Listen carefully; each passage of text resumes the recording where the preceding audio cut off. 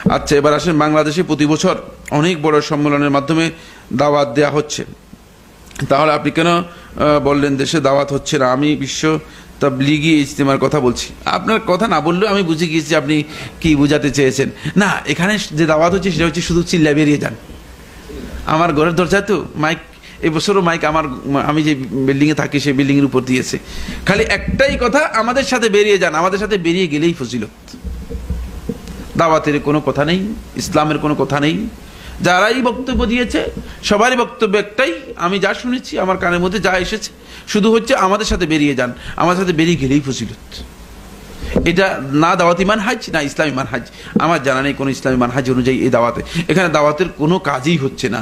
এটা শুধুমাত্র এই সম্মেলন, মানুষ এভাবে একত্রিত হবে, মানে আসবে, কেউ রান্না করবে, কেউ খাইবে, এই আর কি। মানে এগুলোর কোনো, এই সম্মেলনের কোনো টার্গেট আছে কিনা সেটা আমি জানি না। আদৌ কোনো টার্গেটে, শুধুমাত্র চিল্লায় বেরিয়ে যাওয়া, শুধুমাত্র যারা আসবে তারা এখান থেকে চিল্লায় বেরিয়ে যাবে, এই হলো কাজ। এটি মূলত ইসলামী দাওয়াতের কোনো পদ্ধতি নয়, অথবা সুন্নাহ তরিকা অনুযায়ী গ্রহণযোগ্য নয়। প্রশ্ন, আমাদের দেশে যে প্রতি বছর বিশ্ব কি কথাই তো দেখছি, ইসলামের আলোকে কতটুকু সঠিক না? ইসলাম এটাকে সমর্থন করে না। ইসলামের আলোকে কতটুকু সঠিক নয়, ইসলাম এটাকে সমর্থনই করে না। কারণ এই ইজতিমা যদি ইসলামী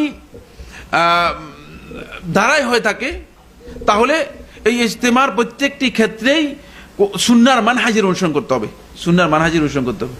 এটাকে প্রথম দোয়ার নাম দিয়েছেন আখেরি মুনাজাত, তো দ্বিতীয় দোয়াটা কি? আগেরটা কবুল হয়, এটা পরেরটা আবার আখেরি মুনাজাত থাকে। এই সমস্ত বিভ্রান্তি আসলে মানুষদের মধ্যে, আসলে এই সমস্ত বিভ্রান্তি যারা তৈরি করেছেন তারা সত্যিকার অর্থে হেদায়েত থেকে মাহরুম, হেদায়েত থেকে মাহরুম। আপনি প্রথম বললেন যে এটা দোয়া, আখেরি মুনাজাত নাম দেওয়ার কোনো দরকার নেই। যদি মানে সুন্নাহ অনুযায়ী, যদি তারপরেও সেটা সমর্থনের বিষয়টি কোরআন এবং হাদিসে যেতে হবে, কিন্তু এটা দোয়া হতে পারে। কিন্তু প্রথম দোয়া হলো আখেরি মুনাজাত, তারপরে দ্বিতীয় দোয়াটা কি? এটা নেখেরি মুনাজাত নাকি? এটা কোন ধরনের মুনাজাত? না, এটা বিভ্রান্ত মুনাজাত, এগুলো গলত। এবং প্রত্যেকটা কাজেই সুন্নাহ এর অনুসরণ যেভাবে করার কথা সেভাবে হচ্ছে না। আপনি একজনের বক্তব্য শুনলে, মানে আপনি যদি সেখানে একজন বক্তব্য শুনেন, একটা কোরআন এবং হাদিস নেই, শুধু ফালতু কতগুলো উদাহরণ এবং কতগুলো কোন কোন বিষয়, কোন গাঁজাখোর, কোন মদখোর, মানে কি বলছে, কি করছে, এগুলো। নাউজুবিল্লাহ মিন যালিক।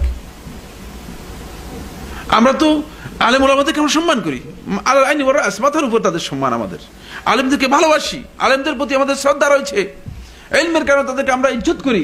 কিন্তু এর অর্থ এই নয় যে তাদেরকে আমরা পূজা করবো, ঠিক না? এর অর্থ এই নয় যে তারা যা করছে এগুলো আমরা মানুষের কাছে বলে বেড়াবো। আমাদের দায়িত্ব হচ্ছে কোরআন এবং হাদিস মানুষদেরকে বুঝানো। কোরআন এবং হাদিস, দুইটি কোরআন এবং হাদিসের বক্তব্য আপনি দেন, সহিহ হাদিসে যা বলছে সবগুলো বলুন। এবার আসেন মুনাজাতের মধ্যে, ইয়া আউয়ালাল আউয়ালিন, ইয়া আখিরাল আখিরিন। আউয়ালুল আউয়ালিন, আউয়ালিন কারা? এরা আল্লাহ রাব্বুল আলামিনকে বন্টন করে দিচ্ছে। ইয়া আউয়ালাল আউয়ালিন, হে প্রথমদের মানে প্রথম এরা কারা? এরা আপনারা জানেন না কিনা? আল্লাহর সাথে প্রথম আর কে কে আছে? হুয়াল আউয়াল ওয়াল আখির ওয়াল যাহির ওয়াল বাতিন। স্পষ্টভাবে আল্লাহ সুবহানাহু ওয়া তাআলা কোরআনের মধ্যে বললেন তিনি হচ্ছেন আউয়াল, আর কোন আউয়াল নেই। ইয়া আখিরাল আখিরিন মানে কি? সমস্ত ফালতু মুনাজাত সুফিবাদীরা আবিষ্কার করেছে। এই মুনাজাত সুফিবাদীরা আবিষ্কার করেছে। দীর্ঘ আলোচনা রয়েছে এই মুনাজাতের মধ্যে, আমি সেদিকে আলোচনা করার মতো আমার হাতে সময় নেই, এজন্য আমি শুধু এটুকু বললাম, এগুলো সুন্নাহ সমর্থিত নয়। এই আল্লাহ রাব্বুল আলামিন শিখিয়ে দিয়েছেন আমাদেরকে দোয়া, কোরআনের মধ্যে শিখিয়েছেন, হাদিসের মধ্যে রাসূলুল্লাহ সাল্লাল্লাহু আলাইহি ওয়াসাল্লাম শিখিয়েছেন। ইয়া হাইয়্যু ইয়া কাইয়্যুম বিরহমাতিকা আস্তাগীস, দোয়ার বক্তব্য রয়েছে, সুন্দর ভাষায় আল্লাহ তাআলা শিখিয়ে দিয়েছেন। কেন আমি নিজে বানাওয়াট করব দোয়াকে? আর আমার বক্তব্য যদি থাকে, আমার বক্তব্য আমি তুলে ধরবো, কিন্তু আল্লাহ রাব্বুল আলামিনের কোনো গুণ, কোনো সিফাতকে নিজে তৈরি করার কোনো বৈধতা আছে কিনা বলেন তো? কোনো বৈধতা, গলত, এগুলো বানালে চলবে না। বুঝে আসছে কিনা? যেখানে যেটা আল্লাহ সুবহানাহু ওয়া তাআলা বলেছেন সেটা সেখানে অনুসরণ করতে হবে। এটা মূলত এগুলো জানতে হবে। অনেক বিভ্রান্তি আছে, তারপর আমরা হেদায়েতের জন্য দোয়া করি, আমরা নিজেরাও হেদায়েতের উপর প্রতিষ্ঠিত থাকি। আল্লাহ তাআলা সবাইকে হেদায়েত দান করুন, বলুন আমিন। এখন বলতে প্রচার চালাচ্ছে যে হজের পরে দ্বিতীয় বৃহত্তর মুসলিম অনুষ্ঠান। হজের সাথে কারো কোনো তুলনা আছে? পৃথিবীর 6 কোটি মানুষ যদি কোনো মাঠে একত্রিত হয়, হজের সাথে তার তুলনা চলবে? হজের সাথে কিসের তুলনা? পৃথিবীর কোটি বুজুর্গ যদি এক কথায় একত্রিত হয়, তাহলে বলা যাবে যে নবীর পরে ওনার চেয়ে বুজুর্গ আর নাই। তুলনা করা যাবে? লা হাওলা ওয়ালা কুওয়াতা ইল্লা বিল্লাহিল আলিয়্যিল আযীম, সংযত ভাষায় কথা বলুন। সম্মানিত উপস্থিতি, ঢেলা কুলুকের কত যে ফজিলত, ফজিলত কোরআন হাদিসের দলিল আছে। পানি না পাওয়া গেলে পয়সা থেকে ঢিলা কুলুক আপনি নিতে পারেন। পানি আছে, তারপরে আপনি কোথার থেকে দুনিয়ার ফজিলত বাই করলেন, তারপরে দাঁড়ায় ঢিলা কুলুক ধরে দাঁড়ায় আছেন। আপনি বলতেছেন যে কি দাঁড়ায় পেশাব করা কি নিষেধ, ঢিলা কুলুক ধরে নিয়ে যখন পেশাব, ওটা কি করতেছেন? পেশাব করতেছে না মধু করতেছে? ফতোয়া তো মিলতে হবে। আপনি বলতেছেন 70 টাকা ফরজ, এই 70 কোন ফরজ তা আমাদের শরীয়তের জানা নাই, আপনি ওখানে কি করতেছেন? সম্মানিত উপস্থিতি, আপনি বলেন যে হায়া শরম থাকতে হবে, মানুষের সামনে কোন জায়গায় হাত দিয়ে আপনি দাঁড়িয়ে আছেন? এই যে লেফট রাইট করতেছেন, যাইতেছেন আইতেছেন, এটা আওয়াল হায়াউ শুবাতুম মিনাল ঈমান, শরম হলো ঈমানের কি? ঈমানের অঙ্গ। আপনি কি করতেছেন? শুধু তাই না, কথাও বলতেছে, একজন একজনের সাথে আলাপও করতেছে ওই অবস্থায় দাঁড়ায়। সম্মানিত উপস্থিতি, কি অবস্থা তাই বলেন? বুজুর্গি, দলিলের কোনো খবর নাই, একটা চেয়ে আরেকটার কোনো সম্পর্ক নাই। তো বলবেন যে পেশাব যে শেষ হয় না, হাদিসে আছে ইস্তানজাহু মিনাল বাউল, পেশাব থেকে পবিত্র হও। ভাই দেহের কয় ভাগ পানি? 4 ভাগের 3 ভাগই পানি। এই পৃথিবীর কতটুকু পানি? 4 ভাগের 3 ভাগই পানি। দেহের সাথে পৃথিবীর মিল আছে। স্যাপ যদি একবার বাইরে শুরু হয় বন্ধ, দেহে পানি আছে 3 ভাগ, থুতু ফেলতেই থাকবেন, আসতেই থাকবে থুতু, কারণ পানি আছে ভিতরে। পেশাব করতে থাকবেন, কুদতেই থাকবেন, মুততেই থাকবেন, কারণ ভিতরে তো পানি আছে। অসুস্থ ছাড়া আর কিছুই না। আপনি যখন নিজে নিয়ত না করেন, ওপর ওটা বন্ধ হবে না, পেশাবের গোষ্ঠী শেষ করে দিতে হবে, এমন তো বলা হয় না হাদিসে। যদি আপনার আসে, আল্লাহ মাফ করে দেবেন, পানি ছিটিয়ে দিয়ে নামাজ পড়বেন, সালাত আদায় হয়ে যাবে, সহিহ হাদিসে বিবরণ আছে। আপনি কত কাহিনী বানাইতে বলছে কে? গোটা বাথরুম শুদ্ধ নষ্ট করে বানাইতেছে, ঢিলানা করতেছেন, ঘুরতেছেন, আর কি এটা কি অবস্থা, কি দৃশ্যটা কেমন? কাজে দলিলের উপর চলার চেষ্টা করেন। ফাও বুজুর্গিতে, বুজুর্গের খোয়াপে স্বপ্নে বিশ্বাস করেন না। কাজে বুজুর্গের খোয়াপে দেখছেন, এই জন্য এটার উপর আমল করতে হবে।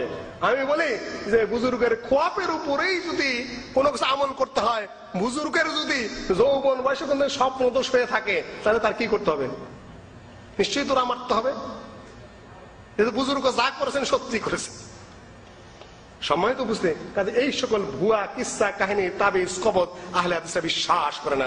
কোরআন এবং সহিহ হাদিসে স্পষ্ট যা আছে সেটার উপরে তাদের আমল। তাবলীগ ইজতেমায় যাওয়া কি জায়েজ? এক ভাই জিজ্ঞেস করেছেন, তাবলীগ ইজতেমায় যাবেন কি উদ্দেশ্যে? যদি বলেন যে আমি দিন শিখার উদ্দেশ্যে, সহি দিন শিখানো হয় না, সহি দিন সেখানে শেখানো হয় না। কারণ দিন শিখার উৎস হচ্ছে কোরআন এবং সহি সুন্নাহ, সহি হাদিস। কোরআন এবং সহি হাদিস সেখানে শেখানো হয় না।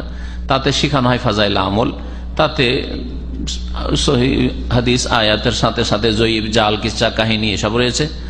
আর সেটা একটা সুফি দল, যে হ্যাঁ সুফি বিদআতপন্থী দল, সুতরাং সেই দল কখনো সহি রাস্তা আপনাকে দেখাবে না, সহি রাস্তায় নিয়ে যাবে না। সুফিয়াতের প্রচারের জন্য যেমন মৌলানা ইলিয়াস সাহেব বলেছেন যে আমার আন্তরিক ইচ্ছা যে কর্মপদ্ধতিটা আমার হোক, ভূমিকায় দেখবেন, হ্যাঁ তাদের তো কর্মপদ্ধতি আমার হোক, আর জ্ঞান এলম কার হোক? আশরাফ আলী থানভী হাকিমুল উম্মতের হোক। তার মানে আশরাফ আলী থানভী সাহেব যে ধর্মীয় মতবাদ পেশ করেছেন, তার যে শিক্ষা রয়েছে, সেই শিক্ষা হচ্ছে হানফিয়াত তাকলিদ আর সুফিয়াত, সুফিইজম এবং হানফি মাযহাবের গোঁড়া একজন মুকাল্লিদ হওয়া। এই দুটো টার্গেট তার শিক্ষার, এই দুটোর বাস্তবায়ন হচ্ছে তাবলীগ জামাতের লক্ষ্য উদ্দেশ্য। সুতরাং সেখানে গিয়ে কখনো আপনি কল্যাণ পাবেন না। এই জন্য আমি মনে করি যে সেখানে যাওয়া কোনো সওয়াবের কাজ নাই, বরং সেখানে গিয়ে অনেকে গুমরাহ হচ্ছে যখন মিথ্যা কিচ্ছা কাহিনী শুনছে, এই কেরামতি আর সেই কেরামতি, আর অনেককে বলতে শুনছে মূর্খ মানুষেরা যে আমরা গরিব মানুষ, আরাফা যেতে পারি না, তো এখানে 3 বার আসলে হজের সওয়াবের আশা রাখি। এগুলি প্রচার মাধ্যম, টিভিওয়ালারা তাদের সাক্ষাৎকার নিয়েছে, সেটা আমি নিজের কানে শুনেছি, বলছে লোকেরা যারা খেদমত করছে ওইখানে। তো কথা হচ্ছে যে এই গুমরাহি থেকে বাঁচার জন্য দিন শিখেন, নিজের বাড়ির আশেপাশে কোরআন সুন্নাহর কথা যেখানে শেখানো হচ্ছে দিন শিখেন। জি, আজকাল ইন্টারনেটে সহি দিন কোরআন সুন্নাহ ভিত্তিক শিখার ব্যবস্থা রয়েছে, তাই শিখুন। আর সংশোধনের জন্য কোনো কথা শুনবে না, কথা বুঝতে পারছেন? কখন এই আশা করি না যে ওখানে গিয়ে আমি তাদের সংশোধন করবো বা ওখানে গিয়ে তাদের ভুল ধরবো। আপনি কি ভুল ধরবেন? কি যারা ভুল ধরবে তাদের কথা শুনবেন না, তো আপনি কি ভুল ধরবেন?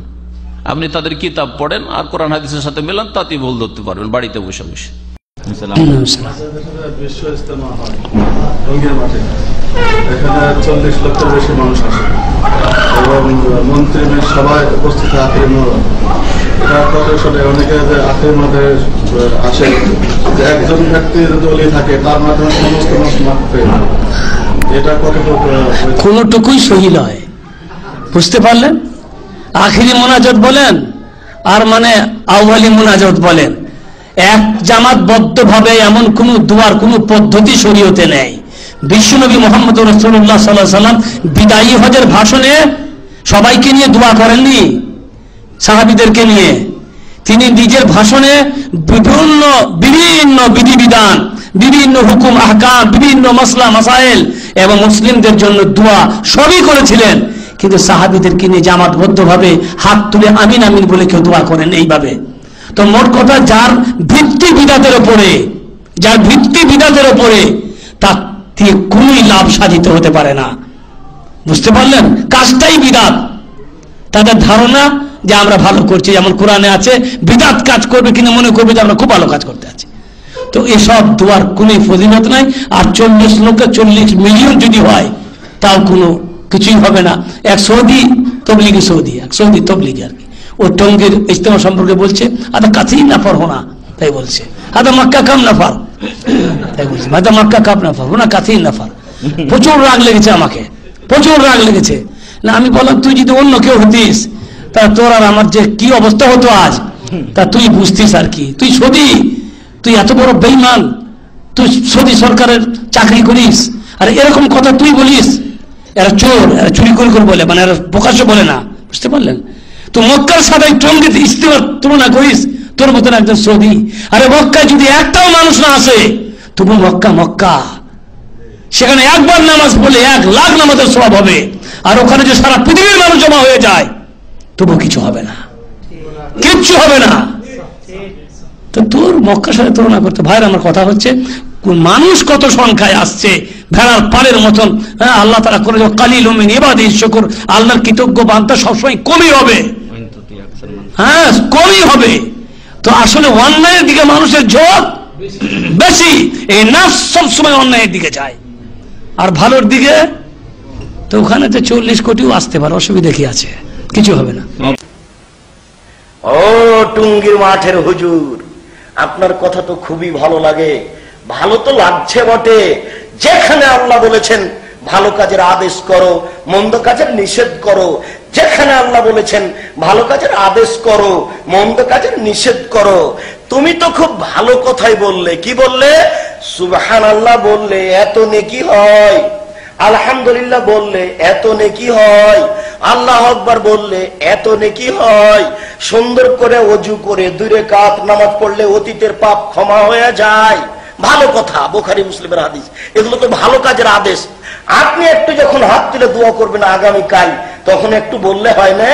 এই দেশের নেতা নেত্রী জনগণ সবাই একবারে টুঙ্গি থেকে নিয়ে মতিঝিল পর্যন্ত হাত তুলে দোয়া করতে প্রস্তুত।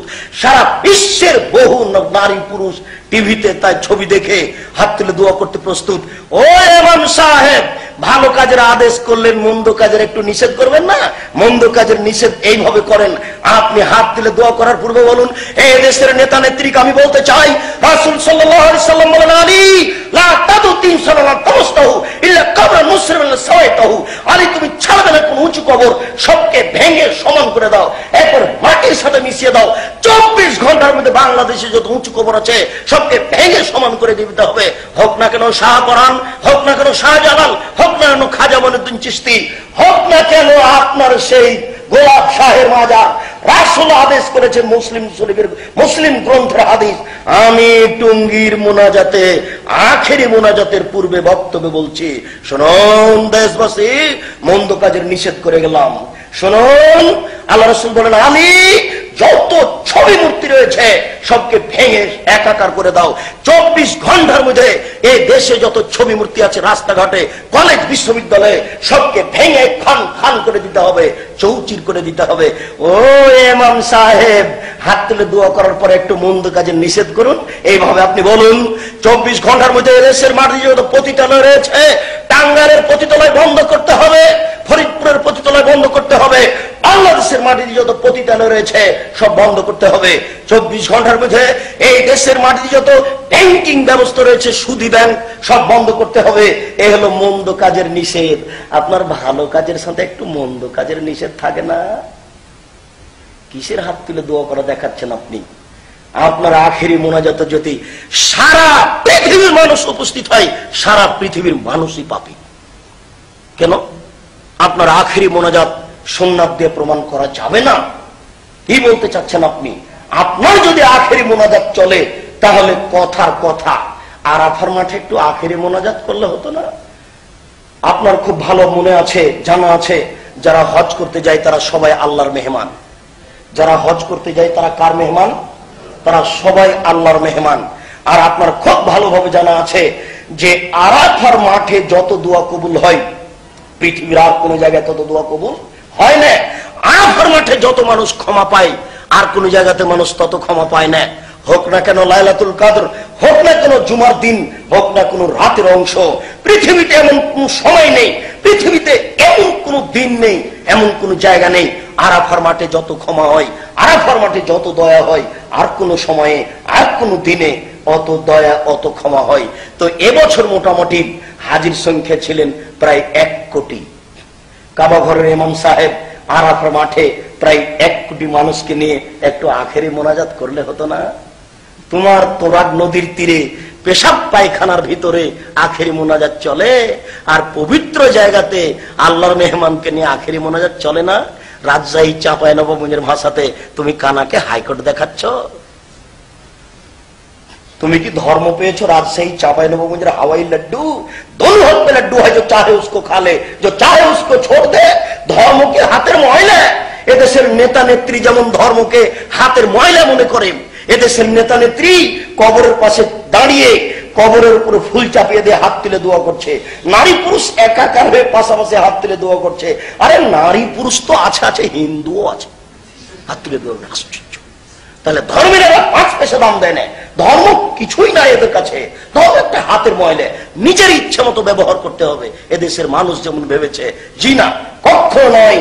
ধর্ম একজন মানুষের কথাতে চলে। বলেন তো তার নাম কি? তার নাম মোহাম্মদ সাল্লাল্লাহু আলাইহি সাল্লাম। পৃথিবীর কোন মানুষের কথা দিয়ে ধর্ম চলে না। অতএব বলছিলাম, মাইক ব্যবহার করে না, আল্লাহ হেদায়েত করে। মাইক ব্যবহার করলে বিদাত হয়ে গেল, আর চিল্লা বিদাত হইল না। হ্যাঁ, 6 লতিফার জিকির বিদাত হইল না। বলেন 6 লতিফার জিকির কোথায় আছে? এটা তো খালেস ইবাদত জিকির। আরে মাইক তো ইবাদত না, মাইক হচ্ছে ওয়াসাইল। এ বোতলে পানি খায় আর গ্লাসে পানি খায়, হ্যাঁ, আর নলকূপে মুখ লাগিয়ে খায়, পানি খাওয়া ব্যাস, তাই না? বোতল আছে বলে বোতল আছে, বোতলে খেলে বেশি সওয়াব হবে নাকি? এটা তো ইবাদত নয়। তো এরকম মাইক ব্যবহার করাটা ইবাদত নয়, এটা হচ্ছে ওসিলা, মাধ্যম। মাধ্যমের ক্ষেত্রে বিদাত হয় না। আর জিকির তো খালেস ইবাদত, একেবারে নিখুঁত ইবাদত। জিকির আবার 6 লতিফার কি করে জিকির হইলো? এইভাবে আর ওইভাবে, এই করতে হবে। কোথা থেকে পেলেন এটা? তো এত বড় বড় বিদাত সব জায়েজ হয়ে গেল, আর শুধু ওই মাইকের বিদাত করা যাবে না, ই কোন গুমরাহি। আর লোকের স্রোত শুরু হয়ে গেল। জোহরের নামাজ নেই, যেটা আল্লাহ ফরজ করেছেন ওয়াক্তে, আর আউয়াল ওয়াক্তে নামাজ পড়া সবচাইতে উত্তম। আর এই লোকগুলি কয় ঘন্টা লাগবে ভিড় থেকে পার হইতে? আপনি বলছিলেন 3 থেকে 5 ঘন্টা ভিড় পার হইতে, ভিড়ে ফেসেছিলেন ওই জন্য বলছেন উনি। হ্যাঁ, তাহলে চিন্তা করেন এই লোকগুলি জোহর পড়বে কোথায়? বিদাতি মোনাজাতের জন্য মরিয়া, আর জোহরের ফরজ গেল কোথায়? যেটা ঈমান আর কুফরের মাঝে পার্থক্যকারী। বলেন দেখি, এটা কোন ইজতেমা? নামাজের জন্য আসে না। হ্যাঁ হ্যাঁ, সুবহানাল্লাহ, সুবহানাল্লাহ। আল্লাহ পাক এই দোয়া শুনবেন কি? এই দোয়া শুনবেন কি যে এই দোয়াকারীদের ফরজই গায়েব, ফরজের খোঁজ খবর নেই? লা হাওলা ওয়ালা কুওয়াতা ইল্লা বিল্লাহ। আল্লাহ পাক যেন অন্তর খুলে দেন, বুঝার তৌফিক দান করেন। আল্লাহ পাক রব্বুল অন্তরকে যেন আমাদের গোড়া না বানিয়ে দেন। রব্বানা লা তুযিগ কুলুবানা বা'দা ইয হাদাইতানা